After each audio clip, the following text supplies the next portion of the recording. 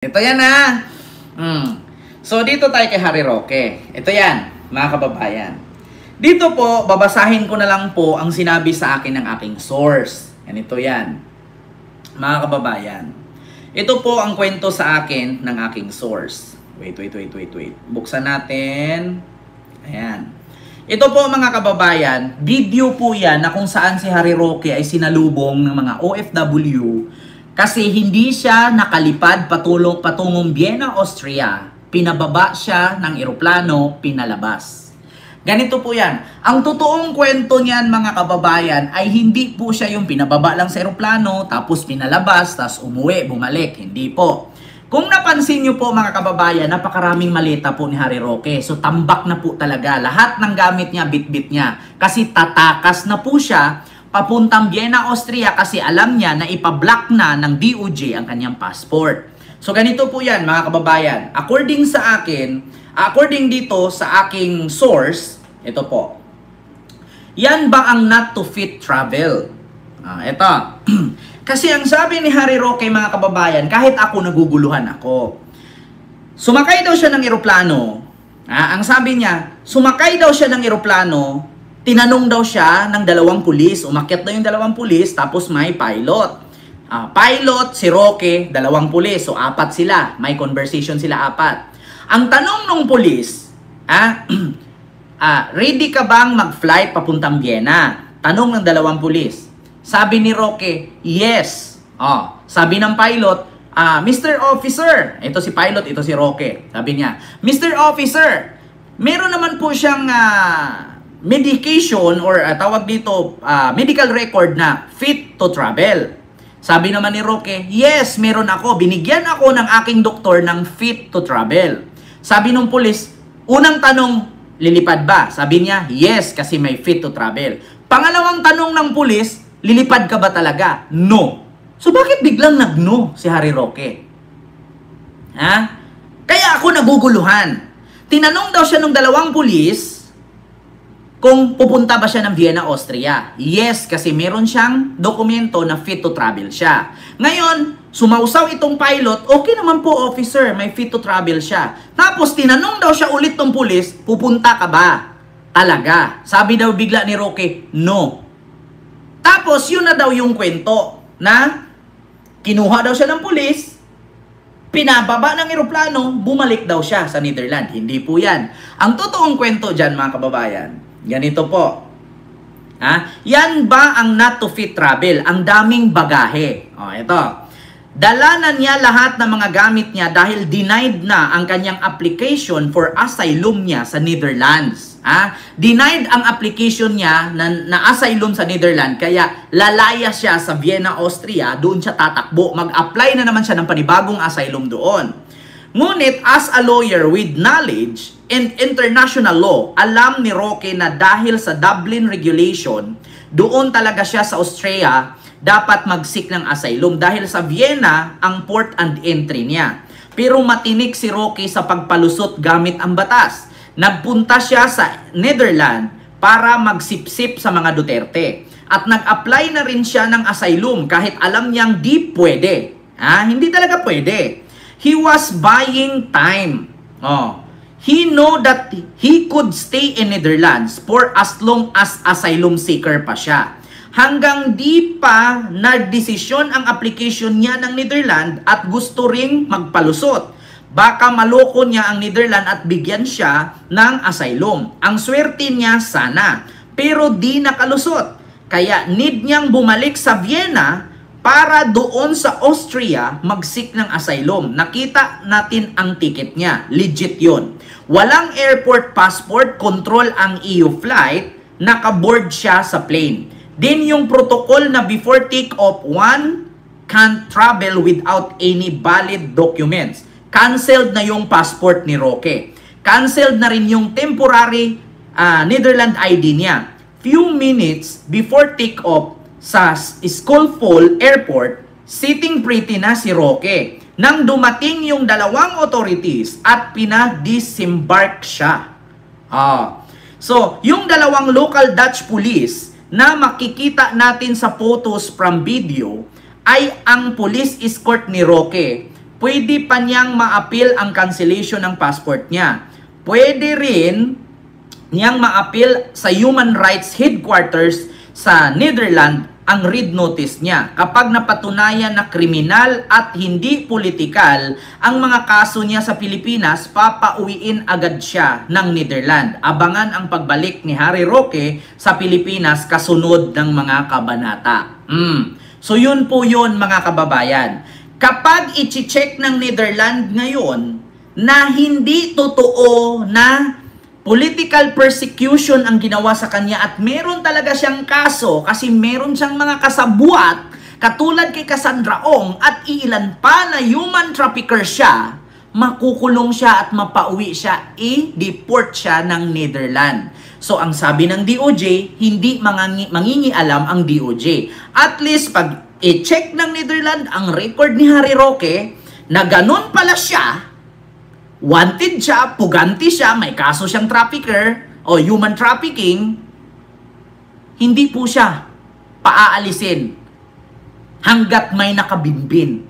So pag nalaman na ng Netherlands yan, ma-check ang record niya at syempre ang mga taga-Netherlands authorities pupunta yan ngayon ng Philippine Consulate or di kaya Philippine Embassy. I-check ngayon doon si Harry Roque. Hindi naman po pwedeng bayaran ni Harry Roque ang Philippine Embassy or ang Philippine Consulate para sabihin, hindi totoo yan. Oo, si Roque mabait yan. Diba?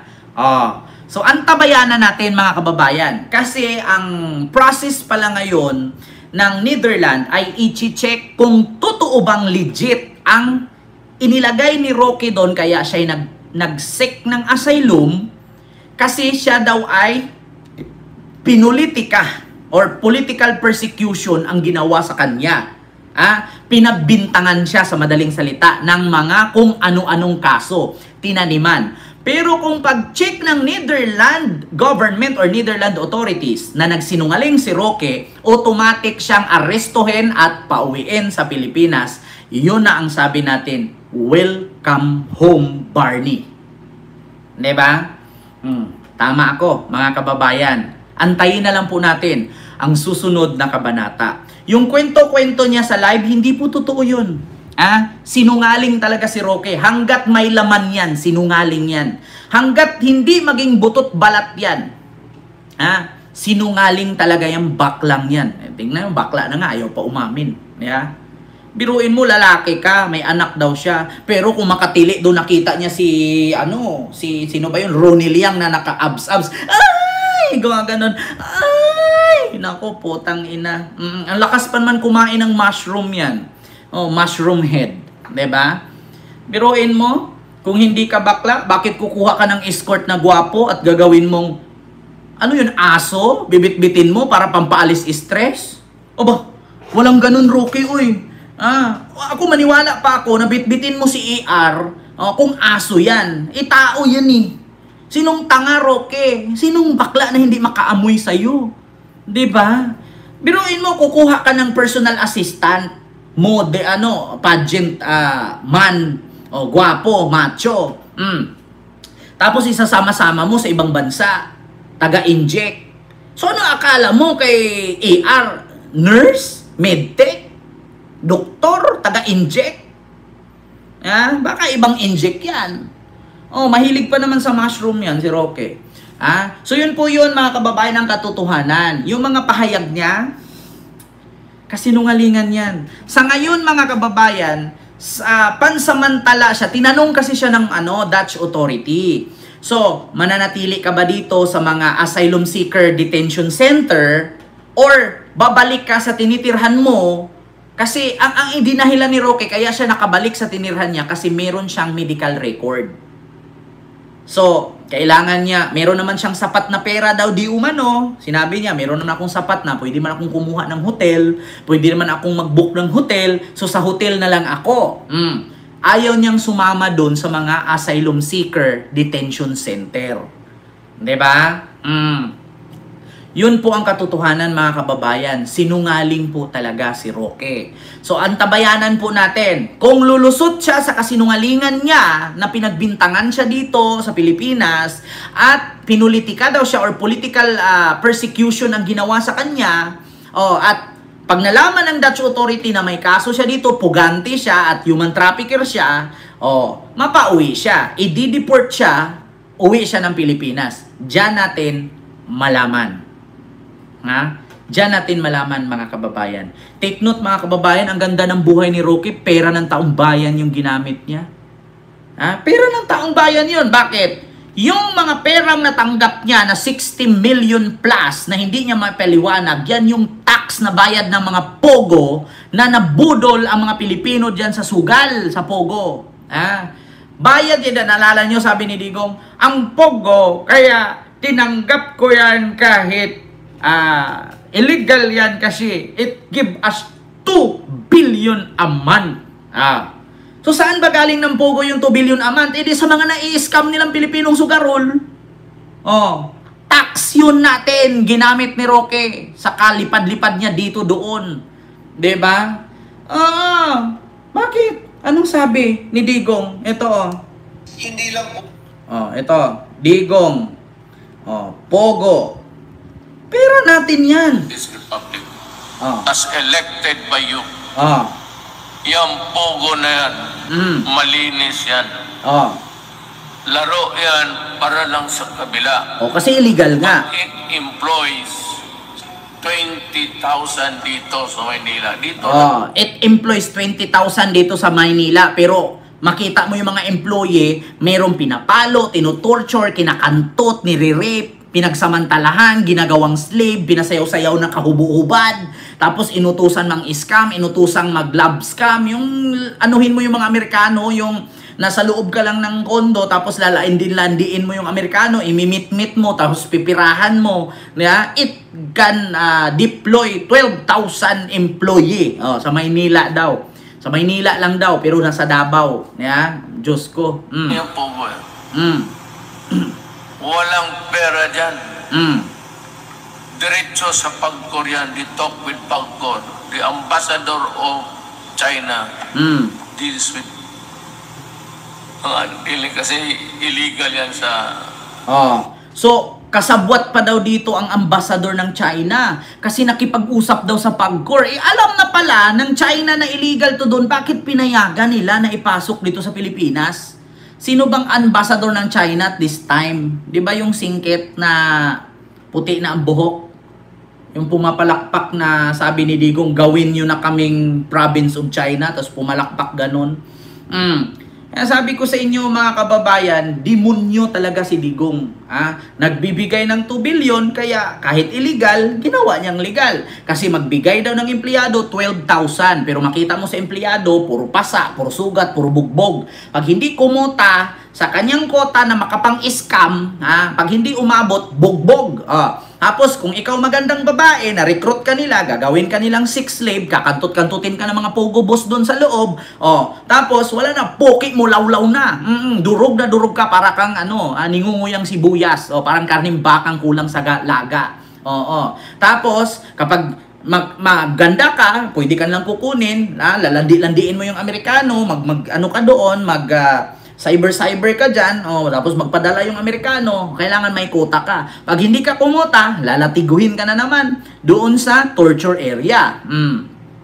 Tapos sasabihin ni Digong, maka-employ daw ng 12,000 sa Maynila. Potang ina. Tignan natin yung mga empleyado kung anong nangyari.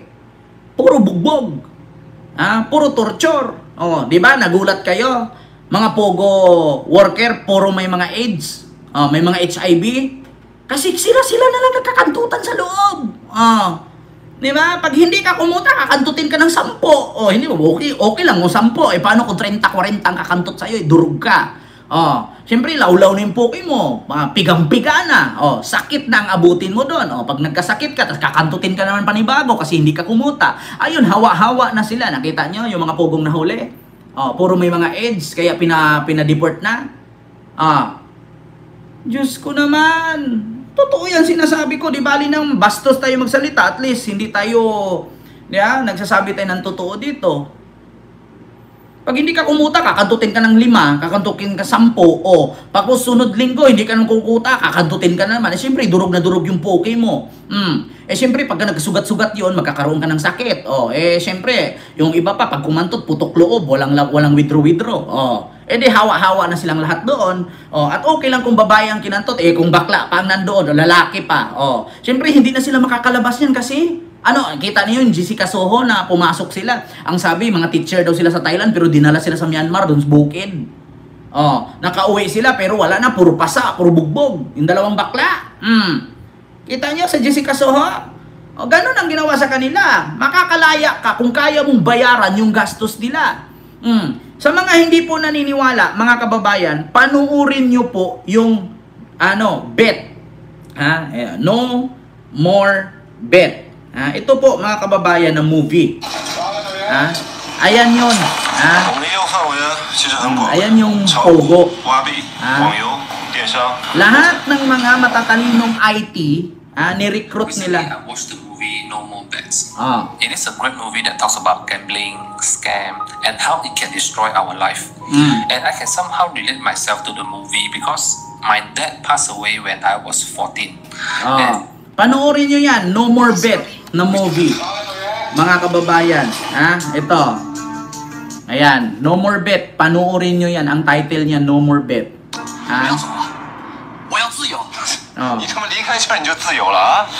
Maganda yan, mga kababayan. Makikita nyo kung ano ang Pogo.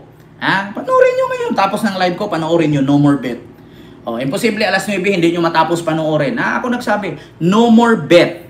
No More Bet ang title. Pogo yan. Ganyan ang nangyari dyan sa Purak, Pampanga. Not only for Purak, Pampanga, but also in Davao. Diba? So yun po yun. Mga kababayan, yung kasinungalingan nila, babalik sa kanila yan. Hindi tao ang maghiganti sa kanila. Karma. Yan ang nangyari kay Itlog. Kay Itlog Digo ngayon. Kulong. Yan ang nangyari kay Rocky ngayon. Asylum. Bakit? Karma na yan. Hindi tao ang maghiganti sa kanila. Karma. Sinisingil na sila ng karma. Diba?